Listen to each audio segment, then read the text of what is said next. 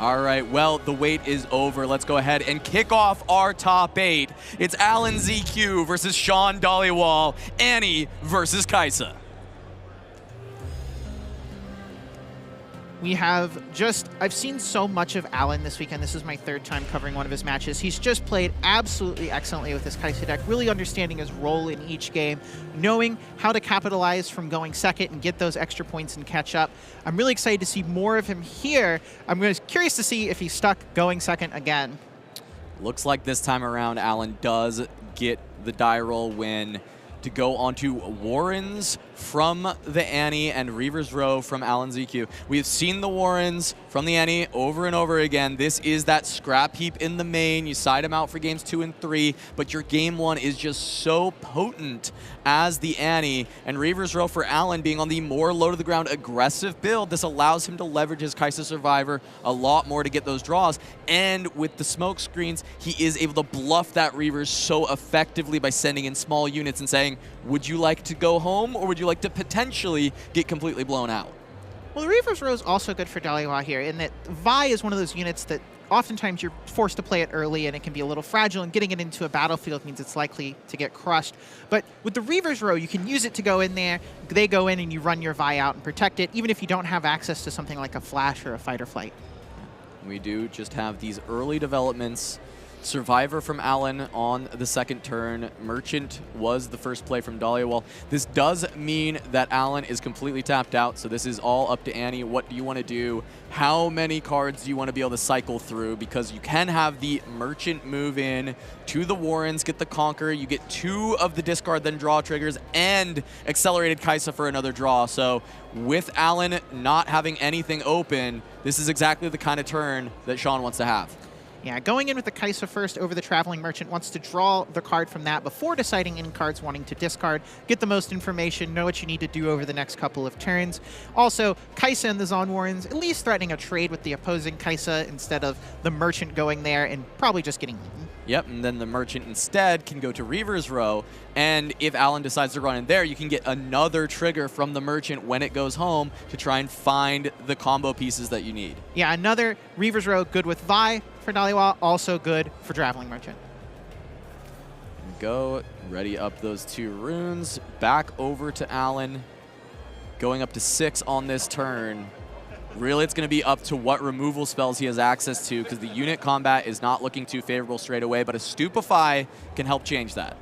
Yeah, just firing off, starting with the Stupefy before going in. Might as well see what cards you're going to draw before you force yourself into this combat. Yep, and knowing that Annie on the other side only on 2 runes, you don't have to worry about the Void Seeker, so Survivor is safe to run in and try and make something happen.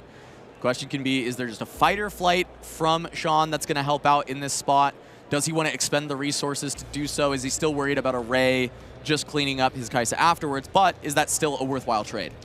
Yeah, this is the type of situation where if you have the fight or flight, there's a lot of things to think about. Am I kicking out your Kaisa? Am I kicking out my Kaisa? Do I think I'll be able to get in with mine later? What if I have a flash and a fight or flight? Now I have a ton of things to think about. If I want to move out my Kaisa, 2 different options there. We're only on the 2nd turn, but there's already so many decisions having to go through their head. Yeah, especially because Sean has filtered so many cards. So he's kind of helped curate a little bit of this hand to know exactly, hey, what options do I have? And he's given himself a lot of options to consider.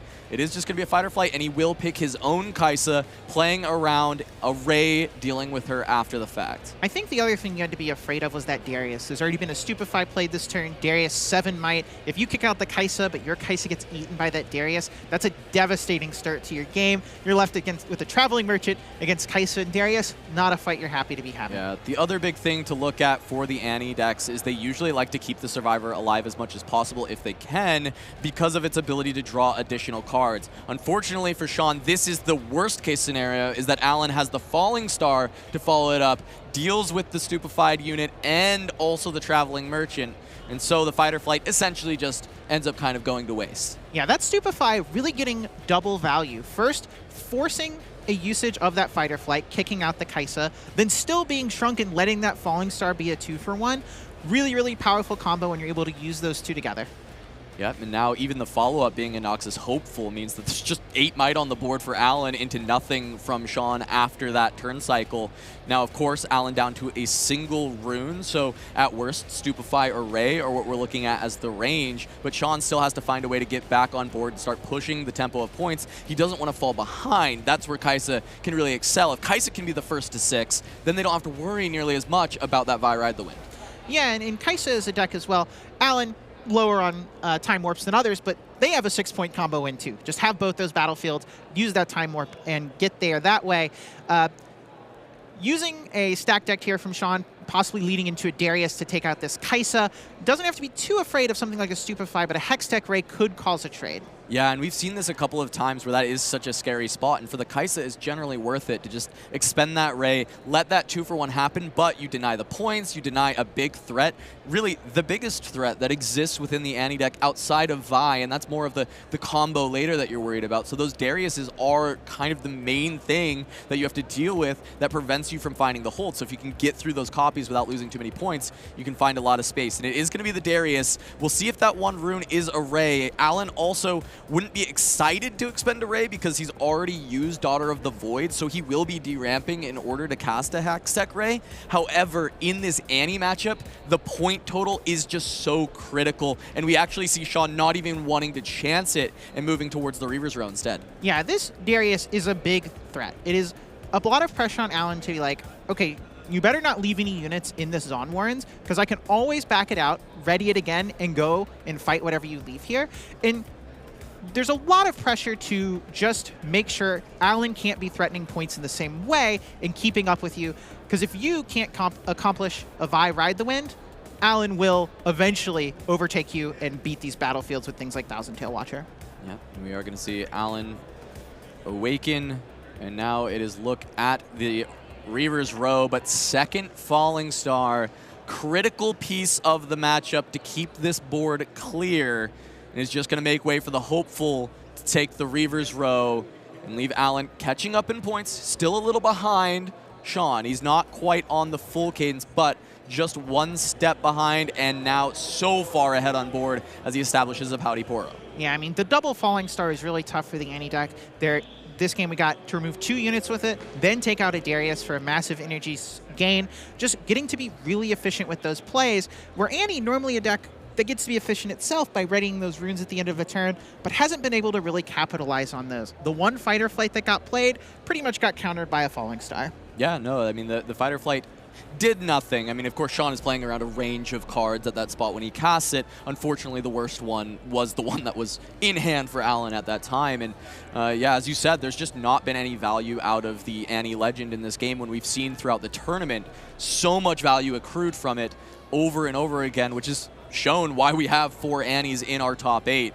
But Sean in a certainly tough spot as now we have a total of 10 might on the side of Alan. He still has runes available, enough runes for a Void Seeker to even be the potential case here, which is threatening to some of the normal things that Annie is trying to do. They're trying to play out Survivor, Accelerated, push it in, Seeker deals with it. I want to point out something Alan did here that was really on top of mind. That Kai'Sa stayed in the Zon Warrens. It didn't run away. That's normally a unit you go in with and leave. And if you go back in, you would get 2 Conquer triggers, the Kai'Sa and the Warrens. But Alan is super aware of Sneaky Deckhand, a unit that's going to come in if there is an open battlefield, and Alan's just like, nope, I'm not giving you that opportunity. I'm blocking these off. Yeah, he says no sneakies at all, no sneaky points. He says if you want to score, you're going to do it the hard way. And it is going to start with Vi. And now we see Sean thumbing through the trash, deciding, hey, how much of this can I expend? Am I going to Vi Ride the Wind now to actually just get some points and start getting towards 6? Yeah, this can't be a spot that he's really happy about. It's something sometimes you're forced to do the early Vi Ride the Wind, but it does mean the ability of the later one is much weaker. Going only up to 5 points with the Vi Ride the Wind in this situation, and not even being able to kill both units because of the Reaver's Row, going to be able to run out the Noxus Hopeful. However, On the other side, that means when the Vi Ride the Wind happens, the Vi will be at the Reaver's Row and has its own opportunity to run away. Yeah, I think this is super heads up, and great that you caught this as well, right? So because of the Vi Ride the Wind ending in the Reaver's Row, unless Alan has a spell that's going to hit back row or has a spell immediately, he can't deal with the Vi with unit combat. And so at least Sean, while he has to expend the combo early, he's giving himself the out to make Alan have specific answers to deal with the Vi instead of just completely sacrificing it. Yeah, and another thing you get to think about, Sean, here is that I've already seen 2 Falling Stars. That's normally what really threatens these Vi's that you play and have to leave in your back row. There's a lot less pressure this game to just run it in and do the combo instead of just playing. Maybe there's room for a fair game here. Maybe 1 Acathian Rain, 1 Falling Star left in Alan's deck, and that's not a ton of answers to this base-ridden Vi. Now he's just considering the math. I mean, as he's already committed to the trash, I imagine that this is always getting cast, and now he's just trying to determine exactly how this turn always plays out into the 3 runes. One of the big things for Sean, we had that interview with him earlier, he started playing the game like 2 weeks ago. He really just picked it up. He is a big TCG veteran. He's been playing forever. He's top 8'd at Fab Worlds. He's an incredibly strong player, but this is a new game for him. He's really excited about it, and he's learning and diving in, but he's trying to take his time. He's trying to learn everything he can about the game. Yeah, and I said this before the match started, but playing against the Kai'Sa deck is so hard. There is 3 energy up, and the possible combinations of spells Alan can have here are pretty deep. Smokescreens, Stupefy, a Hextech Ray, Void Seeker, a lot of things to think about all at once, and some combination of those could be enough to kill this Vi in one of these combats. Yep, and here we go. One of the explanations as well is staying there, you get to deny the sneaky, and if you've got the retreat, it's no risk. You're happy to play that retreat, get the extra rune, save the Kai'Sa, and now you can re-accelerate later if you want because of these runes that you've been able to buy over time.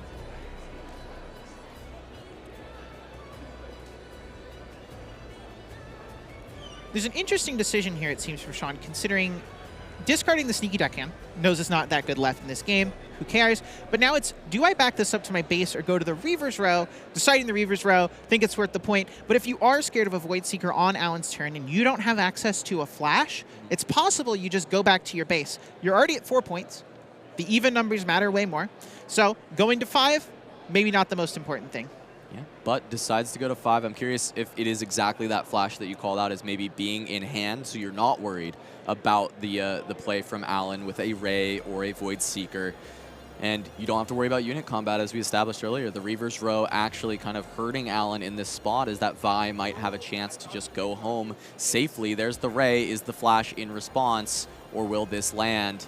I think I saw it, yeah. Flash. There it is. So bringing back the Vi, not a huge trash. 4 cards, though, pretty good, enough to fight through most things, especially Alan's current board where there's only 6 might.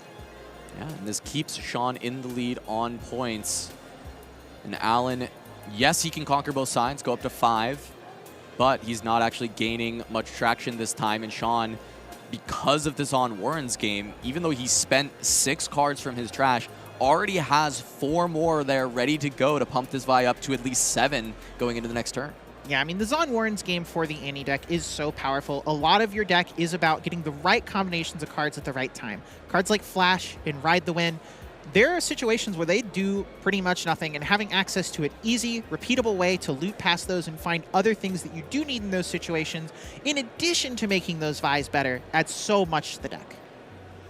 Looks like they're just maybe asking for clarity on some kind of ruling here, as both players are kind of waiting. So we'll see as that gets established. Nothing in the current board state is very clear on what they would be asking, so it may have something to do with something in the hand or a rules question, or even just oracle text on a card that maybe they were curious about, thinking that maybe in their opponent's hand, and they wanted to know exactly what that card says. Yeah, never be afraid to call a judge and ask about some cards you may not know. Knowing what's going on, that is the most important thing to do. The worst way is to lose because you didn't know what a card said. Exactly. So as we take a look just at the game state, Alan 3 to Sean's 5 has the 2 units on board, but the Vi on the other side, Ray expended, so not going to be available to try and deal with the sneaky deckhand or deal with the Vi's total might level going into these next few turns.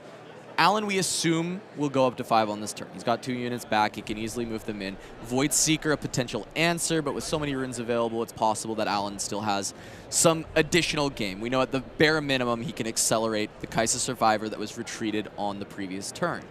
And so from there, the question becomes, how does Sean leverage this 5 all the way to a win? I think 6 is not going to be difficult, but the Vi has already been spent. The Ride the Wind can be grabbed from Annie Stubborn, but if this Vi can be taken down, how does Sean find those last 2 points? Yeah, I mean, Alan is in a really tight position because of that ability to threaten. This Vi, if there is no tricks about Alan, multiple damage-based removal spells, that Vi can probably take that Reaver's Row, no trouble whatsoever, and then can still threaten to be ran away again. Alan used a lot of damage-based removal this game. Even if he doesn't have any, it's possibly a position where he's forced to bluff it, leave up this energy, threaten, hey, I have Void Seeker, hey, I have Hextech Ray, maybe a smoke screen, just so that Sean doesn't have the free reign of being able to run over these battlefields, because cleaves and other tricks from Annie gives a lot of power there to be able to do that. And in the hand, we talked about how Alan was lower on Time Warp. I thought he didn't have it in the main deck. I think he might have added it last minute before registering for the tournament because he didn't play him in the skirmish. So slightly different list than his skirmish list that I was thinking about. He's got a warp in hand. So this may be able to change the math, and he can find a way to circumvent this because he's been able to ramp the runes pretty well this game, considering he's played 2 Falling Stars. Yeah, it's the great thing about Kaisa is you play a really powerful card like Falling Star, and somehow still the Annie deck has less runes than you. Yeah, exactly. Yes. All right, move both in as expected. Sean just lets it happen.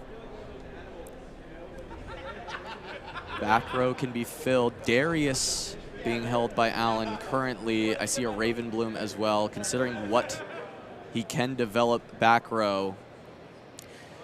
The Darius you play and then have to leave in your base, not always the most thrilling action. And also definitely having to consider that, how much energy do I leave up? What can I pretend I have? What can I convince Sean is still going on? I think I'm counting 9 runes here. So Darius can be played and still have enough runes for Time Warp on the next turn. If you play Darius, Raven Bloom, if you think that that is enough to push on to the battlefields and then cast Warp, it can work. And I think that's what Alan is looking at. He's looking at how can I set up for a Time Warp victory because I am behind by a single turn here as far as points go. Playing that Ravenbloom student into the Zon Warrens is so interesting into the face of this Vi. There are 4 cards in the trash. The Vi is at least a 7. That's only 6 might in play. However, 6 energy up, a lot of potential to play some spells. This is a situation where it could be Alan is really hoping that this is some amount of bait. You go in with the Vi, you take this battlefield. I have the Darius to kill the Vi after, and maybe I don't have to be as afraid of a Vi Ride the Wind. But I imagine if Sean is aware of that, knows really only needs 6 points, might just end up going to the Reaver's Row, kick the Poro out.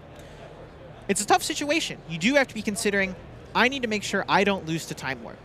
Yeah, I don't know how much of this is bait from Alan and how much he actually has in this hand to juice up the Ravenbloom student and deal with the aggression. I also know, he's on 9 runes. He only really wants to expend 1 more here to keep the warp up.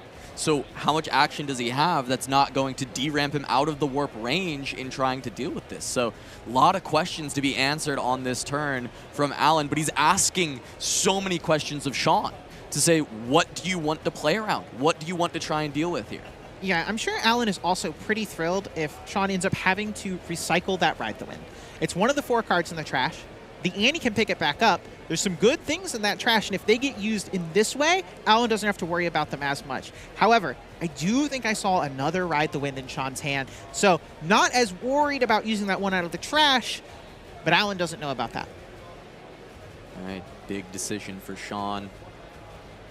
If he did find that Ride the Wind, if we've spotted that in hand, it is such a big difference. It may be 1 might, but 1 might can be the difference on winning and losing the game in this spot with so many tricks available. Playing Annie is always so tough. You see Sean flipping from trash to hand, trash to hand. This is also my hand, despite it being my trash. Oh, if I use the Annie this turn, I'm down 4 energy. What even can I accomplish after that? Really needs to get to 6 this turn. If you can't get to 6 here, you're giving Alan an extra turn, and that is way too much in this situation. 4 into the Vi. Deciding the order now. But we saw him grab the trash, pointed at his Vi, he said +4. Yeah, fixing the order, probably not going to matter in this game with 2 whole turns at most, but you always want to be on top of those things. Yep, Vi, the only card currently in the game, I believe, where you can just individually order those big stacks because it is one by one that you're actually doing it. Most players, if not all players, do kind of shortcut it at the end and just kind of make the stack and put it at the bottom because that makes a lot of sense, save you a lot of time. But it is going to be 7 might into the Poro.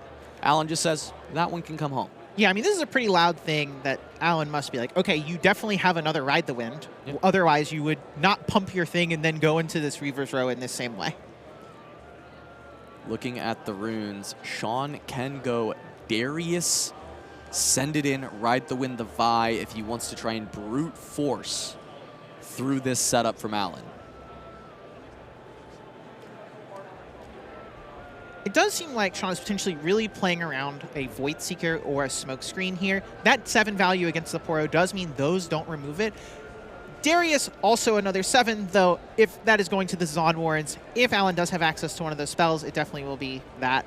Darius pass. Re-ready the runes, Ride the Wind still available. I mean, Sean did what needs to be done. Got to 6 points. This is the situation. On the board, Alan can't kick the Vi out with the Pouty Poro and then play Time Warp.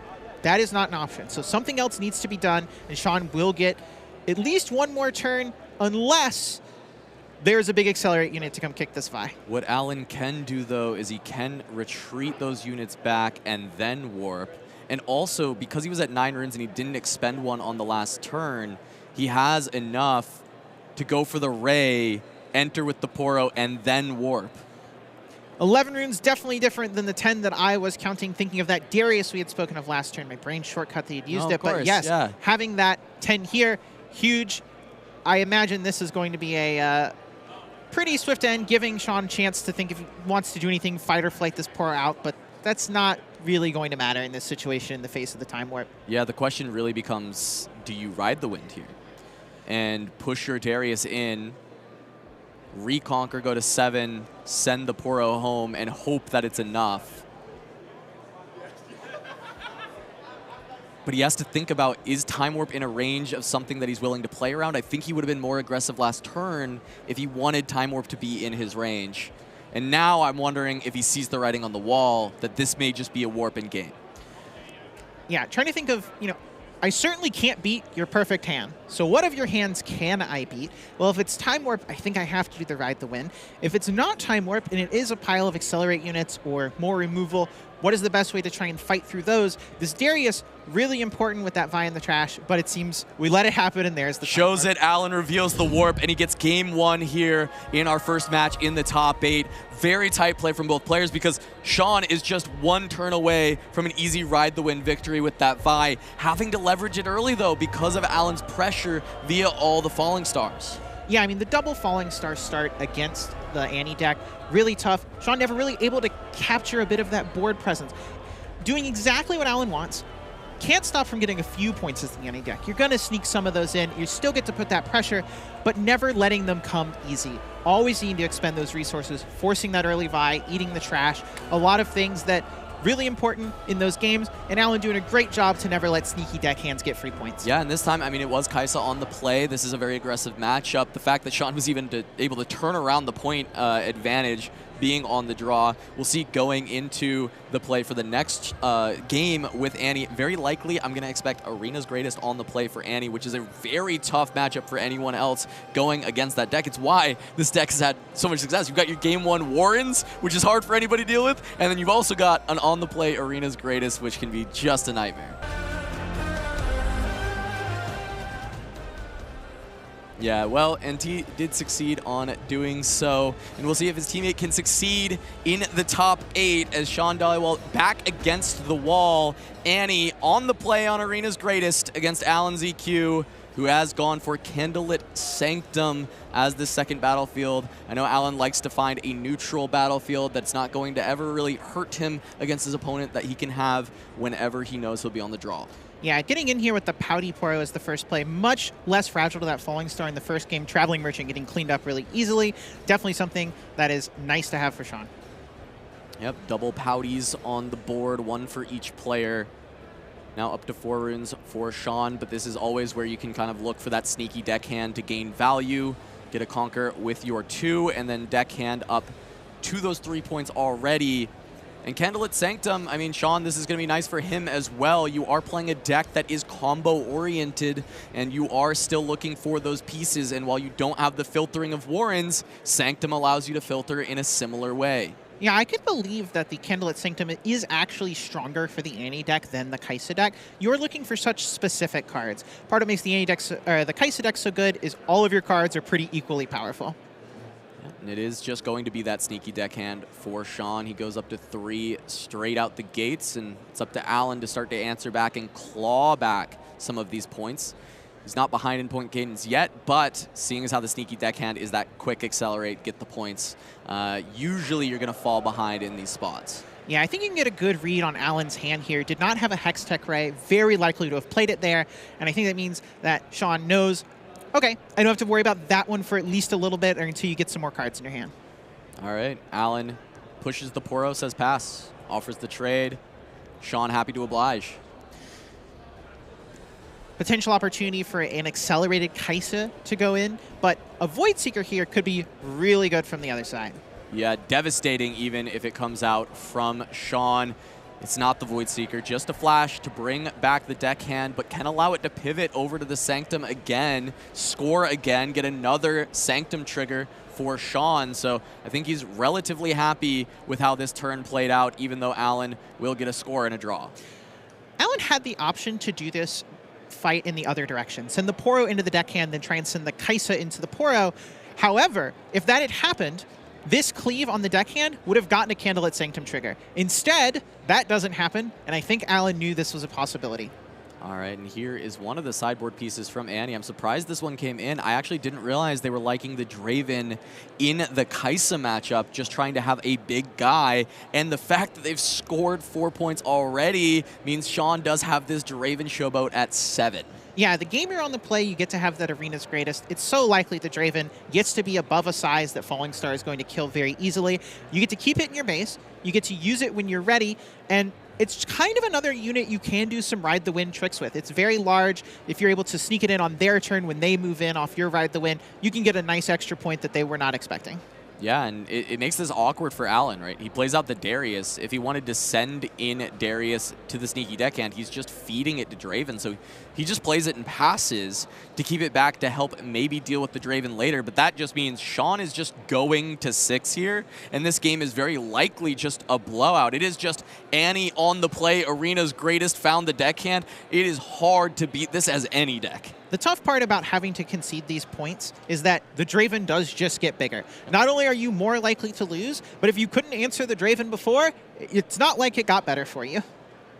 Yeah, just showcasing why this is the premier aggro deck in the format with Annie. It's always fun in Riftbound to think about these TCG terms of the different styles of decks, because just due to the battlefields and scoring 2 points a turn, they don't fall into those categories so easily. But I would say I can comfortably call Annie an aggro deck. Yeah, it's pretty hard to be an aggro deck in a game where you can't really score more than 2 points. But cards like Sneaky Deckhand give you that extra point early, and things like Ride the Wind can allow you to score points on your opponent's turn, letting you break that 2-point rule in ways that most decks can't. Yeah, exactly. As we do move forward, it is just going to be shoving the Draven into the Candlelit Sanctum to go to 6. And I think for Sean, it's now, all right, well, I'm getting more Candlelit Sanctum triggers. I just need to look for that Ride the Wind and the Vi. If he has 0 pieces, then this game still kind of has some legs to it. There's still some interaction that Alan can do, but he has to be able to not only get the points himself, but deny the 2 points from anything else that Annie does. It's not just Vi Ride the Wind that is good at scoring points. There are Dariuses in this deck. You can have the cleave setups. You can still just push something with Fight or Flight and then run onto the point. Yeah, I just really want to say how genius Darius feels in this matchup right here. Or Draven, I mean. Darius needs some cards to fight through it. It's a 9. Darius only a 7. Has to commit something like a cleave or a smoke screen or whatever to attack through the Draven. But the Annie deck's so good at just sneaking its unit out. You have to spend a spell, you have to go in, but then, okay, I have a flash, I'll run away, and then run back in and kill your Darius, or Fight or Flight my thing out. Getting to, there you go, pick up that flash. Protect that Draven, so even if Darius plus something is on the table, this Draven is not getting removed here, outside of something like a Cathian Rain. So, and the beauty of this, you call out how good the flash is with the Draven. The beauty of Annie's stubborn grabbing flash is he says, hey, Alan, look at this flash. Now, if you would like to send your Darius in, you do have to buff it over my Draven, or I'll just stay. And if you don't buff it over, then I just get to deal with your Darius. And if you do buff it over, here's the flash. Right. And because Sean is now threatening both these battlefields, if Alan commits many resources to even make that attack into the Draven good in the first place, that just gives so much less power to fight back on the return attack, either battlefield. I mean, Draven's a 9. Send one unit into the Arena's Greatest. It's going to be a 10, and that's going to be a giant monster. Yeah, and you call out the Acathian Rain. Now we're just beyond it. 9 and 3 on the Annie. These are awkward breakpoints for that Acathian Rain to come through. 4-9, you have to put 5 of the 6 uses of the Acathian Rain to get in there. Last turn, it would have just been the 4, which would allow you to kind of sweep up some of the other units. But even at this point, your biggest removal tool is not really enough to help deal with this. You'd need unit combat to beat the Draven, and Sean just picked up a flash from his trash. Yeah, Alan really in the squeeze of, I feel like I have to leave up spells to, posture that I'm not going to lose when you get to move your stuff in, but I'm also behind on board. I need to play these units. I need to grow my own situation. And you get into one of these places where you're looking at your hand, you have so many cards, 7 cards in hand, you feel like you have all the options, but there just maybe isn't a way to play them all fast enough. There is the cleave onto Darius, so as we talked about having to commit early, you will need to still play a second card to push the Darius to a high enough might to push over the Draven, as currently it would just be an 8 into 9. What Alan can do is send it in and then cast a spell to re-ready it after the move so he can move the Darius back after. The problem is that Sean is at 6. So that doesn't actually end up helping you when normally that would be a really nice play that you can make. Sean has just been way too fast. Yeah, this Darius is going to need to hold. That's not one of its strong suits normally. It is a much better card on the offensive, but just because there are these extra units in the base and this Draven's going to get sent back to the base, you got to be able to stop some of these. And you don't have a lot of energy to do it otherwise if you're not including this 5 might body. Yeah, he sends the Darius in. It looks like Alan not even bothering to show the ready Darius because it's just going to stay in that Candlelit Sanctum and attempt to hold. He knows the flash is coming, though. Sean just going to respond there. Stupefy gets to resolve. Alan going to draw a card. And Sanctum trigger to see if he can find anything else. Probably not a huge deal. Sean does need to pay for said flash. Oh, yes. Yeah, that is true. I don't know that that's going to come up, but they will notice if it does. Just a moment of both players knowing exactly what spell was going to be cast and that it was everything was going to happen there. They're shortcutting a lot of stuff. Everyone knows what's going to happen, and sometimes it's just what happens when you know who you're playing against. Now Alan considering, can he move the Darius anywhere? I mean, the answer is really no. It's just there's no way that moving it back, I just don't feel like you're going to be able to stop Sean from double conquering without attempting a full hold.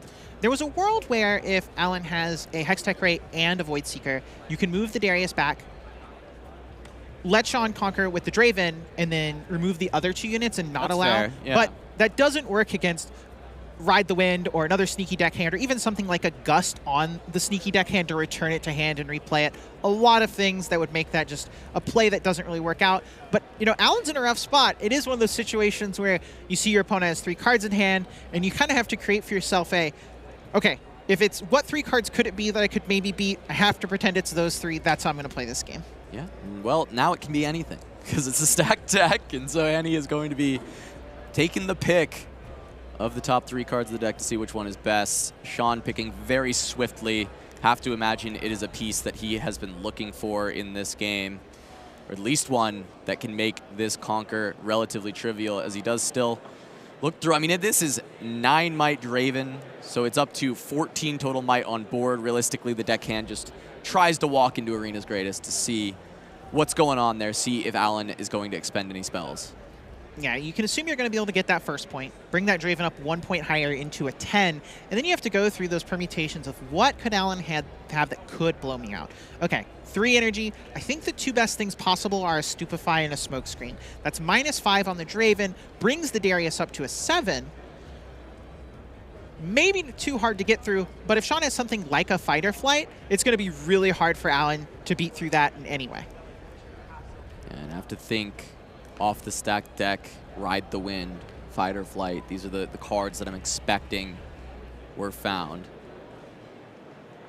And he has to go on just kind of a, a little fact-finding mission. Got to send in the sneaky deckhand, see what spells, see if there will be a flinch. This is another way you can send in a sneaky deckhand, is play it from hand. Yeah, it's kind of like your first one in play. It's like you play it accelerated to your base instead of to the battlefield. Yep, Alan just going to scoop it up after that, recognizing, okay, well, with the Draven getting an additional point there, it's going to be far too much. Yeah, I mean, that was a game. We saw the Annie thing doing exactly what it's supposed to do. Get the extra point to start, have a sneaky deckhand with the 2-drop, score both battlefields, have a big finisher like a Draven, not a Vi Ride the Wind, but in a matchup like Kaisa, a 9-10 might unit, it's really tough for them to answer that. Yeah, and I mean, look, before we even went into this match, Aaron, we started talking about, hey, Annie on the play, Arena's Greatest, can be really scary. And we saw exactly why that can be, because the sneaky deckhand comes out, you end up getting to 3 points right out the gates, which, yes, that's not on point cadence, but it is just so far ahead. And the Draven tech, I think that was very impressive in this game. I knew that they had it in the deck. I knew it was brought in for some of the big matchups, because sometimes you just have to go tall into these like Aurora decks to get that last point. But into Kaisa, yeah, Falling Star didn't hit it. Even we got to the point where Cathian Rain looked pitiful into this Draven, and there's just no good answers. Yeah, the best answer is probably something like a Thousand Tail Watcher, but if you're committing to accelerating that in, you're signing yourself up to get blown out by a Ride the Wind or a Flash. Maybe the Annie deck doesn't have those, but if the Draven is at 7 points, you're still only getting a trade. The situations where you get a huge blowout, not that high. Well, Alan did earn himself the right to go on the play for the last game by winning on the Zon Warrens. And so that can have a lot of implications when we have a tempo deck versus an aggro deck, is being able to have the play, get the start, and get those early points is so important for Kaisa in dealing with Annie. You don't win when Annie makes it to 6, but if you're the first to 6, you do have that turn to finish, and Annie is not very good at holding. Yeah, and we were talking going into Game 2 when Alan was going second, that maybe you're cutting some cards like Time Warp or the Thousand Tail Watcher. Now that you're back on the play, and you have the Arena's Greatest, you get a little more flexibility in using your runes how you want. You're under a little less pressure. Maybe some of those could be more powerful. You bring those back in. You just don't have the same need to always be deploying things, always be answering things on the opponent's turn. And it really lets you breathe a sigh of relief and use your cards the way you really want to for maximum value. I want to send us right into the match, and we're going to start talking about this last battlefield selection, as we do have the final game. It's their last battlefields, but on the play, Arena's Greatest, this time for Kaisa, and the Dreaming Tree is the last one remaining for Annie. Both of these decks do love the Dreaming Tree. Yeah, both these decks do love both battlefields. I mean, Annie is a deck that is about getting that 6 points and achieving that combo, and normally when you're on the play with a deck like Kaisa, you're like, yeah, this point is really good for me, but this is a situation where, ooh, maybe I'm giving them that one. If they have a good start with a sneaky deckhand and start getting points on the board, I might be in trouble. Dreaming Tree, also good for Alan. Stupefy, draw 2 cards. Really powerful thing to do. Both decks cleave decks. Interesting situation where fighting over what these battlefields do to the game is going to be really important to who wins. Yeah, the retreat can be very valuable because it actually draws a card, even though it's something that you're not as happy with usually as Kaisa in this matchup, but now it gains some additional value, and I wonder if Alan brings them back in. I think I saw one in his hand, but it looks like he is going to ship it back.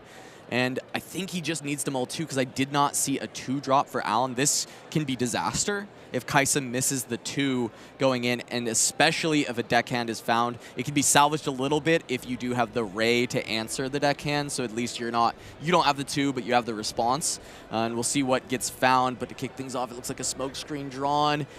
I saw Alan just a pass? I saw Alan peel his top card with the face of someone who knows they need something good, and it was just a smoke screen. It immediately washed over his face of, I am in a little bit of trouble. Yeah, pass to kick things off. 3 runes for Sean. Is there the deckhand, and is the Ray there to answer it if it is? But it looks like just 2 runes being held by Sean right now. Might just be something like a Poro to kick things off once again. Started by saying that Arena's greatest, maybe potentially a little stronger for Annie than for Kai'Sa. It definitely risks doing that if you fail to play something on your first turn as the Kai'Sa player. We do have stack deck. Just going to draw. Maybe Sean also missing a turn 1 play. We'll see if that was just kind of digging for something deeper, but that is going to be a merchant. I'm sure if you're Alan here, you're like, oh, I'm so glad it's just a merchant, not a sneaky deckhand, not a Noxus hopeful, not something that's harder to answer. Second smokescreen pulled off the top from Alan, and it is going to be just Kai'Sa played, having to hope that this can do enough early on, but that is going to be seeding a lot of pressure over to Sean's Annie. Likely doesn't need them immediately, but Alan has failed to find any Mind Runes. If we end up getting into a situation where we need to cast both smoke screens, there's maybe a world where we're unable to do that. Not likely, but something Alan does have to be thinking about while he's sitting there. Heavily considering on this turn. Can always start with a merchant move to dig for more, but a lot of options in hand. See the Darius, some of the bigger threats ready to go. But the Darius is something that at least Alan will have that answer to. With the smoke screen, it can help a lot in this matchup. It is just going to be an accelerated Kai'Sa into the Dreaming Tree.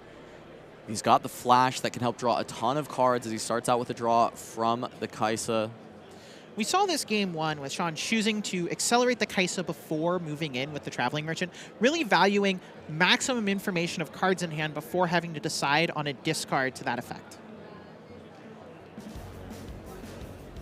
Is going to be 2 more runes, only 1 blue.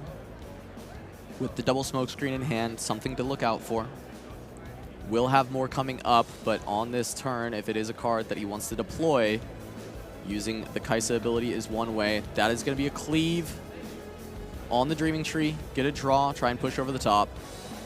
This is a pretty good setup for Alan. If we see a flash or a fight or flight here moving out that Kai'Sa, I believe Alan has a Darius that can be played and just run into the other battlefield to take out this Traveling Merchant. And now we are out of runes on Sean's side.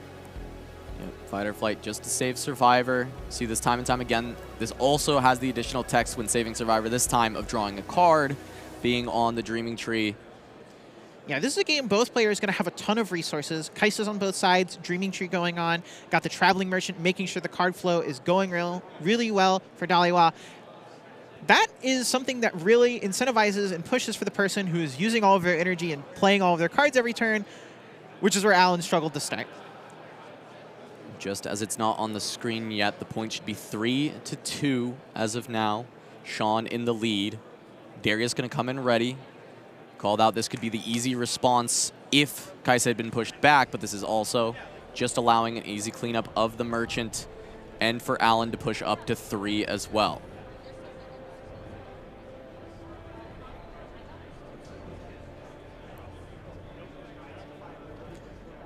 We do have Alan at 2. It is very possible that the Arena Greatest trigger was missed and Alan didn't get his own point in his bit of sadness of not having a 2-drop. That would be an extra brutal layer to this whole thing. Would be a nightmare. We'll see if we get confirmation on that going forward. As it's back over to Sean with Alan shields down.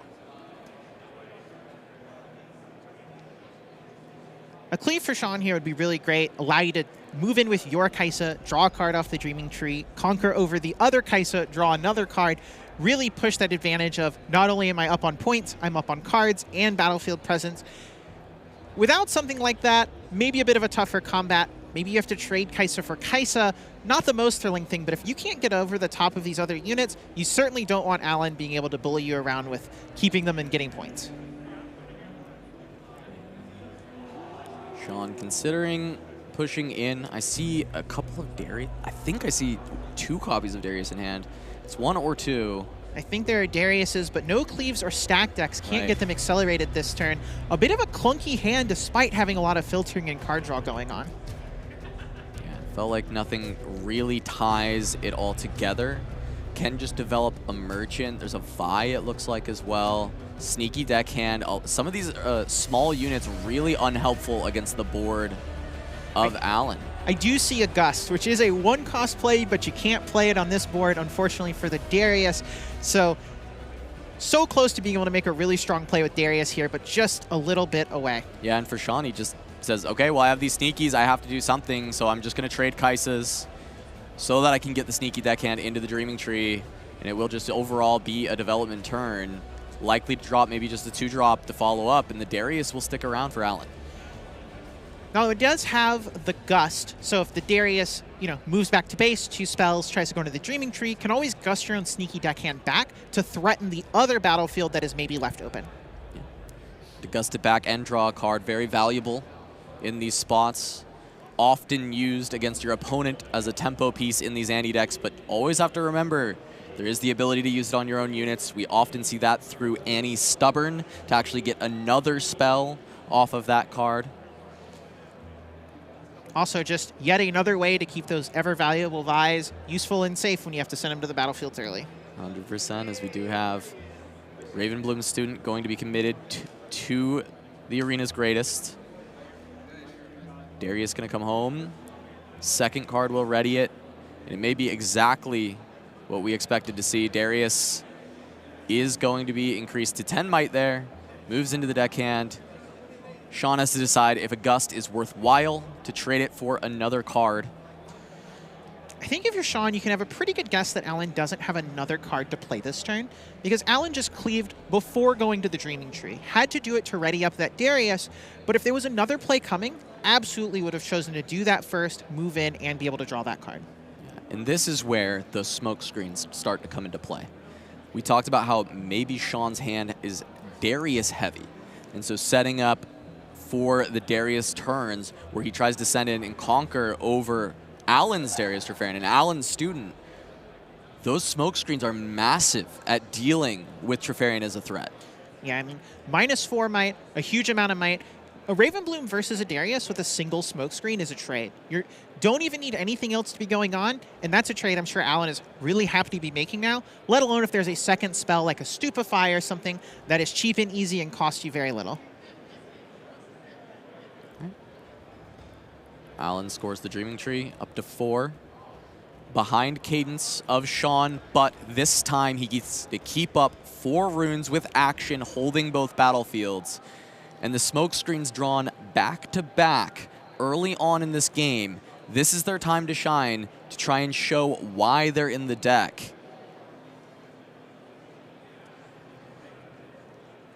A lot of energy and a lot of options here for Sean. Do you play that Darius? Do you take an action to get in there?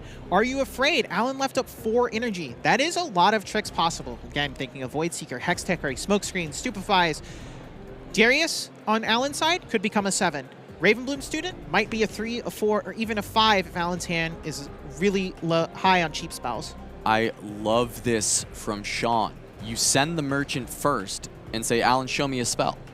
Because this student won't get stronger unless you show me the spell now, and it can leave room for that empty battlefield to be reconquered by something like a sneaky deckhand that was bounced back. And Alan, we know there's the smoke screens. You kind of want to hold that off. If there was a Ray, you'd maybe expend it and keep up 1 smoke, but in this spot, you can't afford to flinch and use a smoke screen to try and defend that student. Yeah, I feel like that attack gave Dhawally a lot of knowledge about Alan's hand. If this was a Stupefy, Alan probably just plays it. It's so cheap, so easy to do, and if you win that combat and your Ravenbloom lives, great. You really are able to block the sneaky deckhand you know is in the hand. So, since you know Alan knows, you have the sneaky deckhand, anything that would keep you from being able to play something in that battlefield, really massive. All right, Darius gonna get played. Vi gonna get played.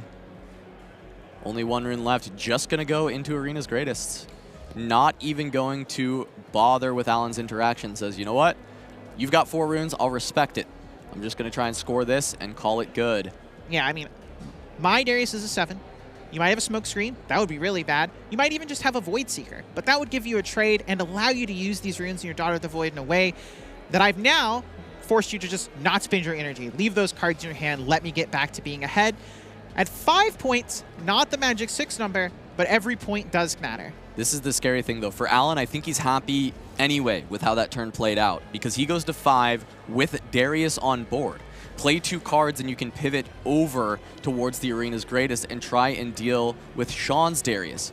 Now, Sean does still have the 3 runes up. We saw a Fighter Flight in hand. That can be used defensively in a spot like this to try and prevent Kaisa from going to that magic 6 points. This game, this matchup, is a race to 6, no matter how you slice it. Usually Annie can't stop Kaisa if she gets to 6 first, and Kaisa definitely can't stop Annie if Annie gets to 6 first. Yeah, a fight or flight here, definitely a huge deal. There's not an easy way for Alan to really play around that outside of the second Darius. Starting with 1 cleave. Let's draw my card before I move out of here. Might as well get it right now. Then gets to back out and then play that second card, letting that Darius go in. Now is a 10, really forcing some type of fight or flight or flash to protect from Sean's side. Darius gonna go home. What is the second card? Icathian Rain. This will deal with everything on the board. Yeah, I mean, Annie is a deck that doesn't really have a ton of recourse against Icathian Rain. You can move your units from battlefields, but you can't even Gust of Vi if it's in your base, even though it is a reaction. It only hits battlefields. This is a spot that is exactly how Alan wanted to set all of this up. Scoring, going to 6, threatening the win next turn. Can do the same Darius trick again. And this is where Sean says, you know what, no, I can't let you get there. I have to expend this fight or flight just to buy myself time because Rain has completely wiped out his board. His Vi is gone, he's lost his Darius, but he still has a decent grip of cards, and now he might still be able to push to 6 before Alan can if he's got the sneaky deckhand. Really smart usage of the fight or flight, really aware of how the game is going. You know, it is often a card you are using to protect your units, but also the game is about the points. Sometimes you just have to use it to say, I need to protect 1. This is the one that matters. You don't go to 6. I'm going to go to 6. We both know I have this sneaky deckhand from this Gust earlier, and now the pressure is back on Alan. Yeah, and looking at the hand, I thought I saw another sneaky deckhand as well. There might just be the opportunity for Sean to get double sneakies out and keep the flash available to move them back, try and keep some more pressure on the board, or even just play out Annie, go for something like a fight or flight and see if you can win off a hold if Alan misses on the removal.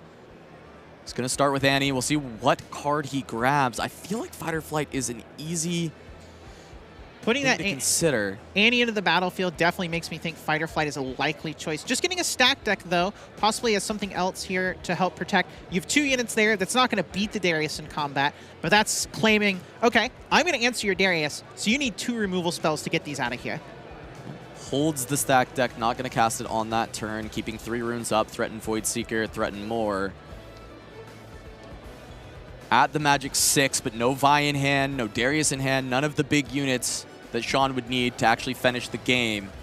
So as much as the race to 6 has been won, the game is certainly not over yet.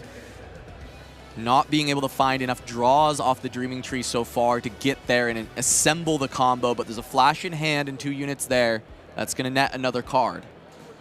Could also see something potentially if there's a Ride the Wind in hand. If Darius is forced to go into that Dreaming Tree, you're maybe able to sneak that 7th point by moving over and forcing Alan to have an answer to that battlefield, or you don't hold for the win. Yeah, and the way the game has gone, the smoke screens, complete bricks, not able to actually find any purchase that can be great into the Darius, but Sean has played around them beautifully, never going into combat with Alan when there are runes up. Yeah, really playing this with full knowledge of the game plan. I want to get the points. I'm not about beating you in combat and destroying your Darius. I don't care about your Darius. I care about points, and I'm going to play to those and never let your cards be maximum value.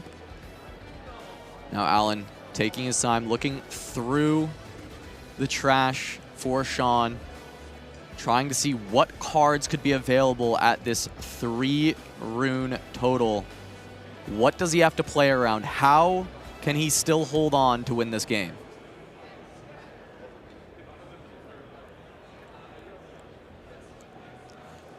We've seen a little bit of a lot of the tricks here. We saw a fight or flight. We did see a flash. You know that Sean chose not to pick either of those up. So you got to imagine there's some piece of another one of those in hand, because if there wasn't a fight or flight in hand, there's such a high likelihood Sean would have just picked that up with the Annie. Instead, it's like, No, I think I have most of the pieces. I just need to find stack decks to make sure I can close this out. All right, Falling Star. That can deal with both of the threats currently on the board. Flash won't matter, but it will give Sean a card. Flash is no longer a useful card for him. Drawing something on the top, much more valuable.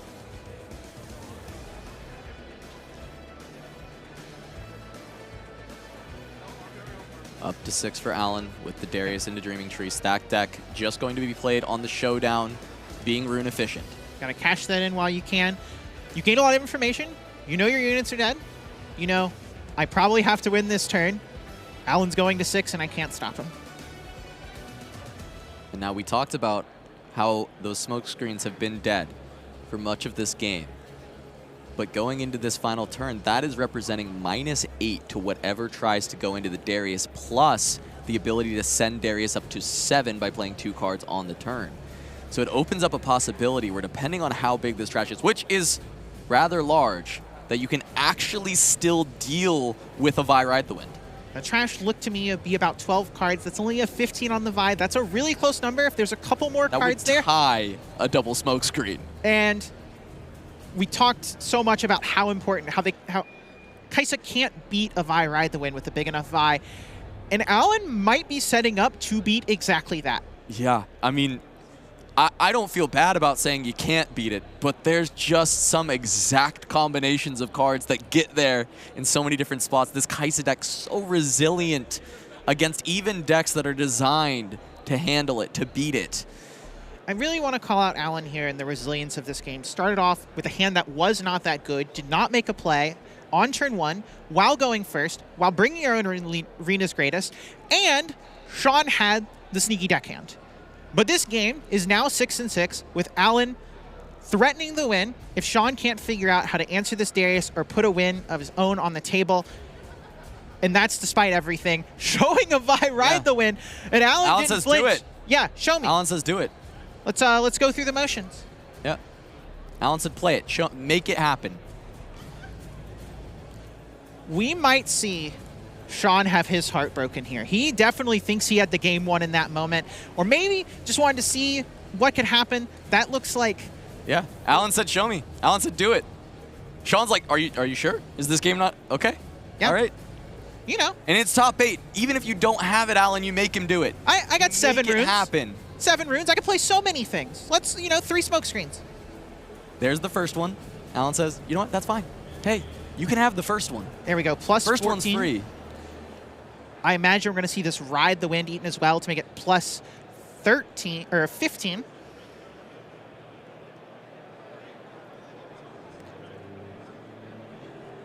The 2 smoke screens is 8, but he's still got runes on top of that. Right, another 3 runes. A Void Seeker is enough, while not to beat the Vi, but to cause a trade, stopping Sean from winning the game here.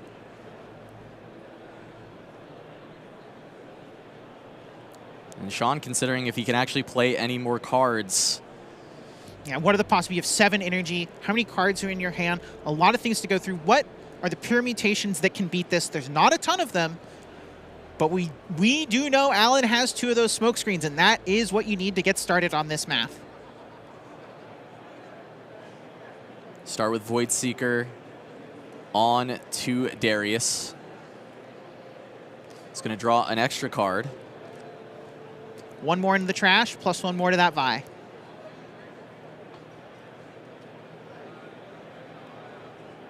Vi goes in. We say, this is it. All right, plus 16. She's a 19. 2 smoke screens into Darius. That's going to be 15. Need another 4. And for Sean not to have a cleave or anything like a fight or flight. Let's see how it starts. This is top 8. This is advancing to top 4 on the line. So much money at each increase from here on out. Fighting for 2 days, long, grueling days of Riftbound. Alan, a Legends of Runeterra world champion, trying to show his stuff in another Riot TCG, whereas Sean, the TCG mercenary, coming to a new game that he's so excited for to see if he can do it here as well.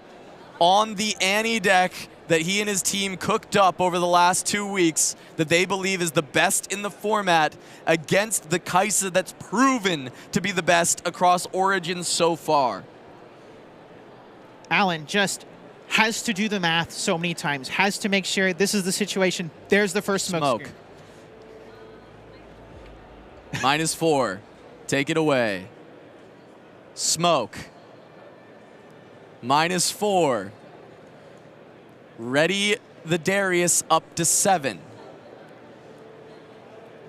Currently 11 on this Vi. 4 more might difference to make up. Third smoke screen. Number 3. Oh. And that will reduce the Vi to 7s even. And I saw a Stupefy in the hand of Alan ZQ. The question is there action from Sean Dhawally? 2 runes remaining. It's not over yet. As he allows the trade to come through, or he pass action, focus can come back to Alan. This is absolutely wild. Alan played those smoke screens so close to his chest this whole game, had them from the start, and we said it right at the beginning. Maybe this situation comes up. Found the 3rd smoke screen. That's the only way this breaks down here. And Alan lets the trade go through, even with the Stupefy in hand. I'm not sure the rest of the cards, but just a Poro from Sean. Alan afraid there of a cleave. If he cleaves, I believe Sean has a cleave, he needs to bluff the Hex Tech Ray. Can't use the Stupefy to try and blow out. Now he's found the Ray, so if Poro just tries to run in and end the game, he at least has an answer. But is there a unit for Alan to now try and win? There's a Darius. That's one of the best ones. It's hard to have something bigger than that. That plus the Ray on this Poro means it's really tough for Sean to win here, even with an accelerated unit of his own.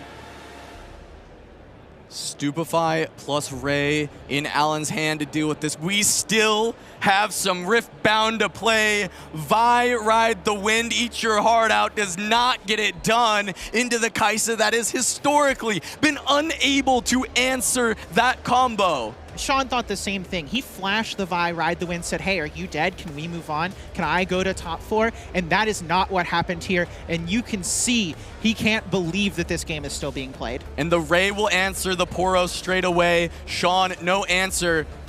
Very few cards remaining. And card for card, Annie, a lot less power than on the other side, but it will be a deckhand. Deckhand meaning needed that Hex Tech Ray to not lose here. A Darius going in! And Sean Dhawally, even after the Vi Ride the Wind is answered, the call of Darius from the top of the deck, he's able to take Annie to the top 4. What an incredible match. You saw the relief on Sean's face after the game. He slumped back, so close to winning, thought he had it.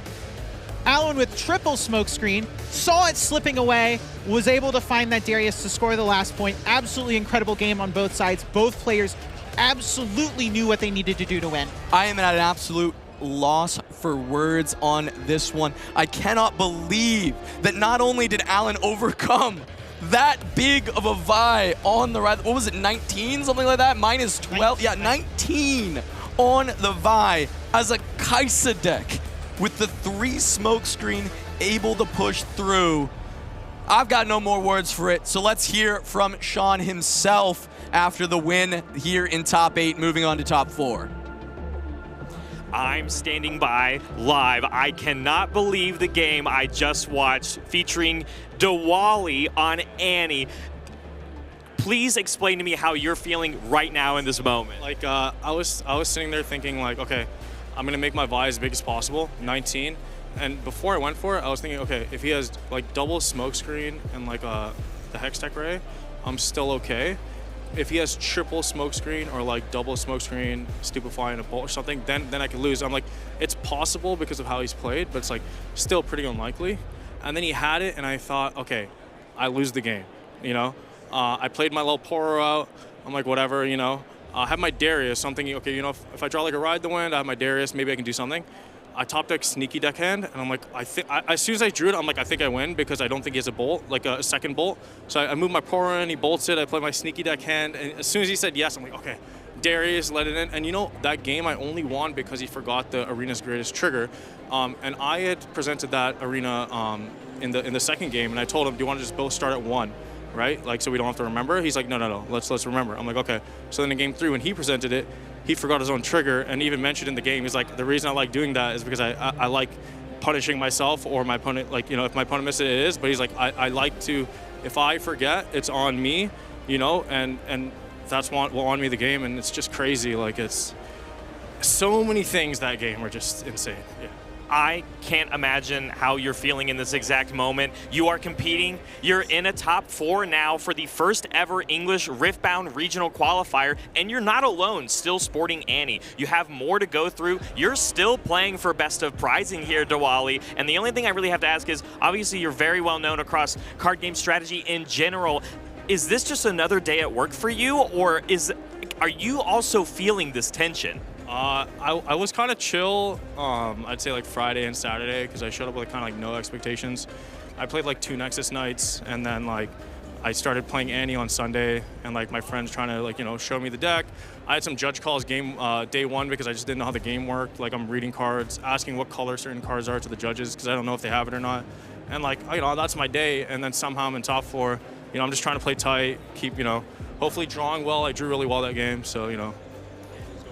Speaking of playing tight, I know you have more to go through in the rest of the tournament. Congratulations on your top 4 right now, but we're going to send it back, and we have more Riftbound to get through.